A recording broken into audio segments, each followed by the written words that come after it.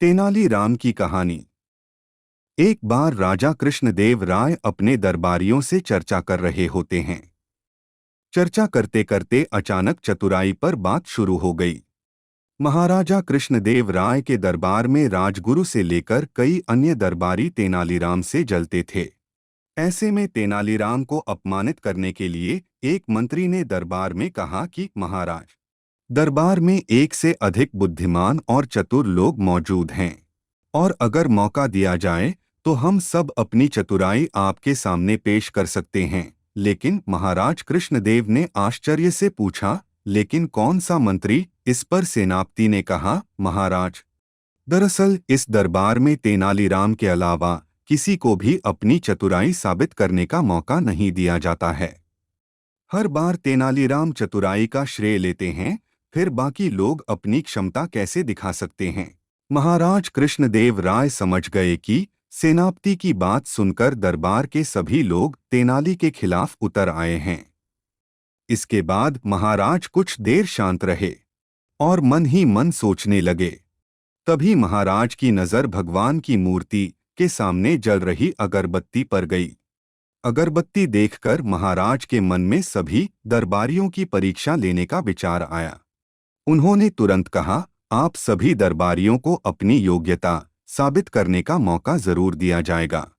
जब तक सभी दरबारी अपनी काबिलियत साबित नहीं कर देते, तेनालीराम हस्तक्षेप नहीं करेंगे। यह सुनकर लोग खुशी से झूम उठे। उन्होंने कहा, ठीक है महाराज, आप हमें बताएं कि हमें क्या करना है। राजा कृष्णदेव राय ने अगरबत्ती की ओर इशारा किया और कहा कि मेरे लिए 2 हाथ धुआं ले आओ। जो कोई भी यह काम कर सकता है, वह तेनालीराम से ज्यादा समझदार माना जाएगा।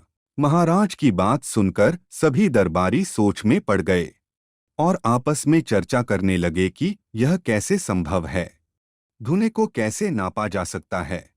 इसके बाद सभी दरबारियों ने अपनी चतुराई साबित करने के लिए हाथ आजमाया, लेकिन कोई भी धुएं को नाप नहीं पाया।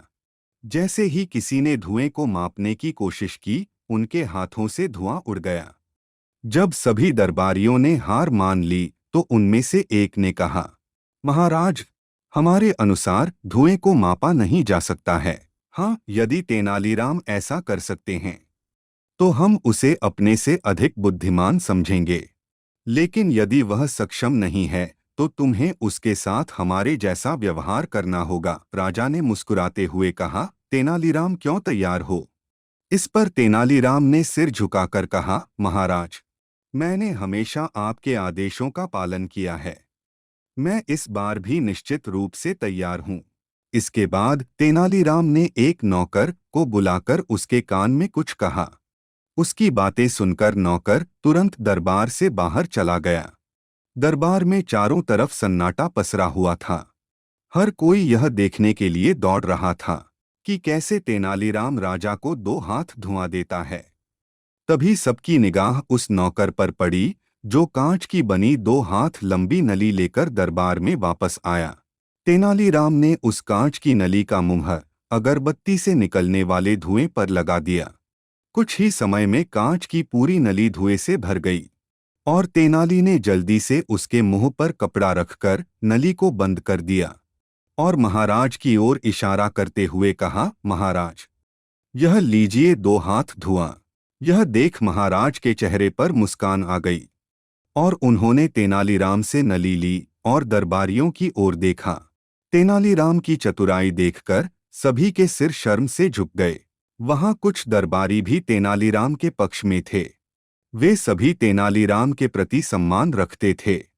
तेनालीराम की बुद्धि और चतुराई देखकर राजा ने कहा, अब आप समझ गए होंगे कि तेनालीराम की बराबरी करना संभव नहीं है।